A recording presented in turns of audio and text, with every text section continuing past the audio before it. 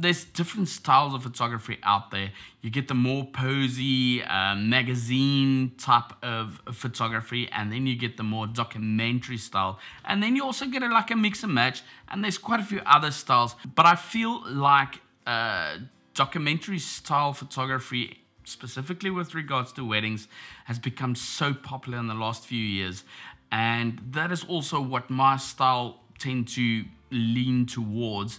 So let's talk about documentary style. Documentary style is sort of where the photographer is like a journalist or just a fly on the wall and capture things as they happen. However, you're not working with pro models like we've said before, and you want to guide them forward. So I'm going to show you guys a couple of pictures and just tell you how I managed to get those specific photos.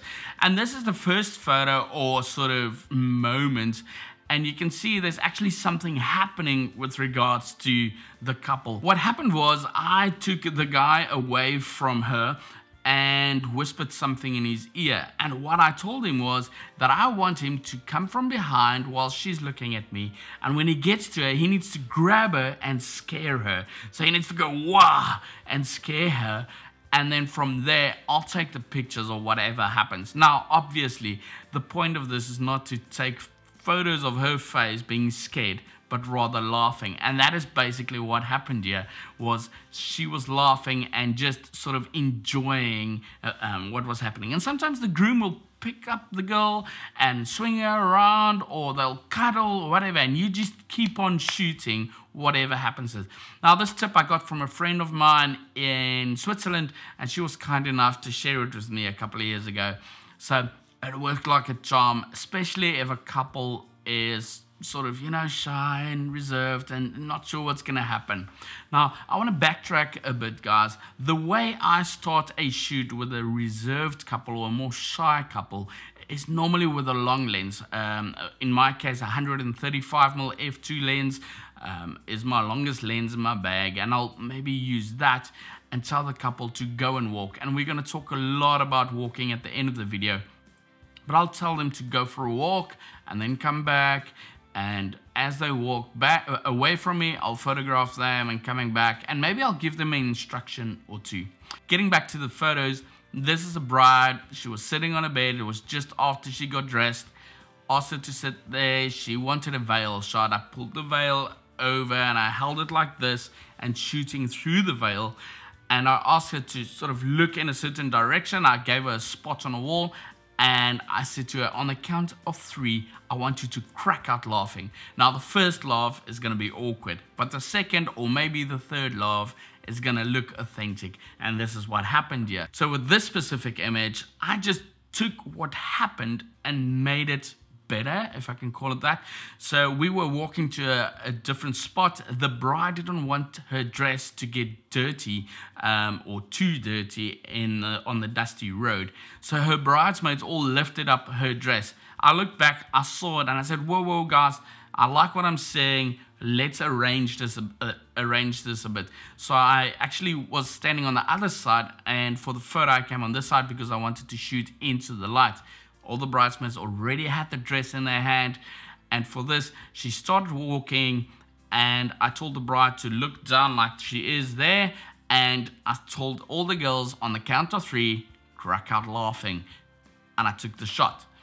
So sometimes it's good to take what's happening in natural and just sort of recreate it if you can, and then make a cool photo about it. Oh boy, the classic teacup pose. So this is sort of one of 2 poses that I do a lot, because this is such a cool pose in terms of things that you can do. So it's a easy setup. Basically what you do is you ask the bride or the girl to put her shoulder in the middle of his chest, so that they form like a T-junction. With a teacup pose, for me personally, I like doing it because the couples get nice and close and they can kiss. He can kiss on the forehead, he can kiss on the shoulder, and they can just be nice and comfortable. You can also take close-up photos of it. You can do wide-angle photos of it, and it is so versatile. So what I do a lot of times is to tell the couple to get into this position. I sort of help them with it, And then from there, I will tell them to just talk to each other or kiss or tickle each other. I really don't care, guys. I just want to sort of manufacture or help them to become, number one, easy in front of the camera, but then enjoy each other. This is a typical example of a wider shot, and this is an even wider shot of this specific pose. So sometimes it will happen, or a lot of times it will happen, that they will go from the teacup position in a normal position where they just look at each other, and then something like this might happen. So you can just keep on shooting whatever happens. Another pose that I do sometimes is I let the groom stand behind the bride or the guy, and it works nicely because, again, he can kiss on the forehead, he can kiss on the shoulder. Sometimes she will then turn towards them, and you can just photograph whatever happens. So earlier we talked about joking and making your client feel comfortable, and I will make a lot of jokes or just say something funny during the shoot. Obviously try to be tasteful and not too corny. Yeah. Anyway, guys, in this case, the couple was in this intimate moment. The wind was pumping, and at some point I said to them, on the count of 3, I just want you guys to crack out laughing. Now that first laugh, again, might be awkward, but then after that it becomes real because they're laughing at themselves for laughing. And this was the result. So, you know, guide them into it, guys. It doesn't have to be all stiff. I have so much fun with my couples when we're doing shoots, and so should you, because that will help you get authentic photos. This is another example of the bride with the bridesmaids. The first shot, they were looking at the camera and we got the, you know, the portrait, but then I told them look at each other and just crack out laughing. But I also told them on the count of 3. So I went 1, 2, 3, and then they looked at each other and laughed. So sometimes you can mix and match the posing, whether it's a teacup pose or just them simply looking at each other, holding each other, the groom holding her around the waist, and kissing. In this case, I asked her to put her hands on his cheeks because I felt like it might create a bit more intimacy, and it worked out great. Obviously the light helps, and the f-stop, the f2 with the 135mm helped the shot quite a bit. The out of focus left corner here in the bottom that you see is just bushes that was out of focus because of the f2, and then this pose worked quite nice. Then we get to the thing that I like doing most with couples, and that is to make them walk. I've got a friend in the UK, Jock Lloyd, a couple of years ago. He told me that I should make my couples walk more and get some shots doing that. He's a documentary photographer in the UK. I'll link his Instagram down below. And from there, I sort of started experimenting with it, and today I do it quite a lot. And it doesn't mean the couple have to walk 100 meters. They can walk 5 meters, but during that 5 meters, make sure to get some shots by telling them to laugh at each other or just smile at each other, and you'll get moments like this. Yeah, I told the couple, just take each other's hand and walk in that direction, and I asked the bride to sort of look down and over her shoulder, and that is the shot I got. Now, very important, guys, the groom and maybe his groomsmen, when we walk towards a camera, sometimes we tend to walk like a penguin. In other words, you waddle a bit. Important to tell the guys to walk 1 foot in front of the other, and then with the girls, I always ask them to cross a bit, and I try to photograph them once they've crossed. It just gives them a nice shape with regards to their posture and so on. Here's another example. Yeah, I think the girl almost lost her balance, but it came out nice because of that cross, and I really like doing the cross.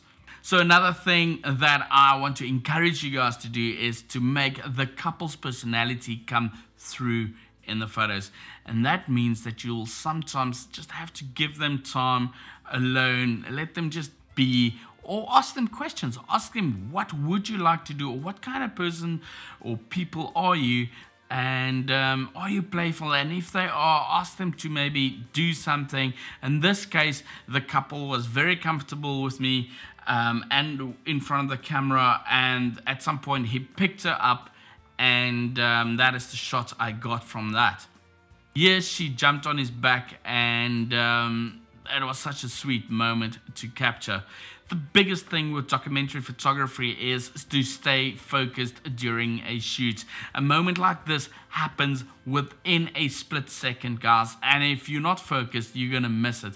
You need to look for Gran kissing her grandchild, for mom crying with the groom, the bride having a moment with a friend somewhere where maybe no one is seeing them.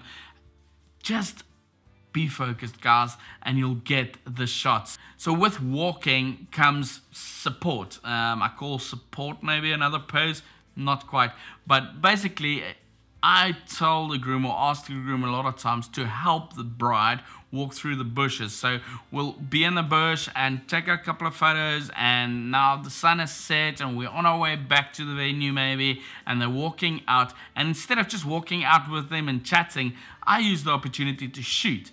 So I'll tell them, take hands, and I tell the bride, look at the groom, like show him your appreciation for him and smile at him. And this is a shot I got. Yeah, I did it again. Yeah, so this one was a very authentic moment. The groom picked up the dress, they were walking out the bush, and I saw the light and I said, whoa, whoa, whoa, let's do it again. I walked him back maybe 4 or 5 meters, and then when they started walking, I asked the bride to look at him again and just smile, and this is what we got. Here's another example. We were actually moving towards a shot because the sun was setting, and I asked the bride and groom to take each other's hand and walk through the bush. She picked up a dress automatically, and I told them to laugh at each other or smile at each other, and this is the shot I got. Same couple, again, they were coming through the bush. He was supporting her, looking at her, she looking at him, smiling, and it just worked. And the last one, coming through the bush, sun was amazing, and we just got that moment. And another situation where the bride is coming down a flight of stairs, the groom is supporting her. I told them to look at each other and smile, and again, it looks very natural, but it was set up.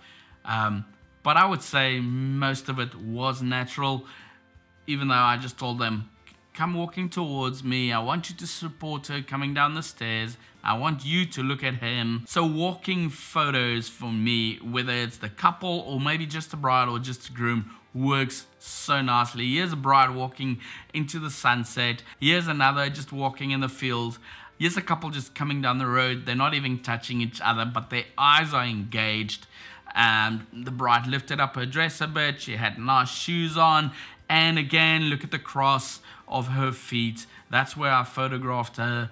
And it just really works. And it looks so natural, even though I told them to do that. And then, of course, walking photos doesn't have to be wide angle shots or full body length shots all the time. It can be close-ups like this one, where they're engaged with each other, smiling, laughing, whatever the case, and you can get beautiful shots. And then from time to time, I get up nice and close. I put up my 35mm lens at f1.4. Again, I ask them to walk. I tell the girl to look back at the guy, look at him with appreciation, or laugh at him, or just smile at him. And this is the result. Here's another example of the bride looking back at the groom. And I even changed position a bit and shot it over his shoulder. She was looking at him at some stage, but then she was afraid of falling and she looked down but still smiling, and I love how this came out. I want to say again, let your couple's personality come through. This couple, for example, as a last photo, I asked them to walk down the road, and before I knew it, they were dancing in the road. It was their idea. They started dancing. I didn't even tell them to dance. And we had a beautiful sunset. What happened in this case was a vehicle drove in the background on the gravel road, and it kicked up some dust, and it made the sunset pop so much more.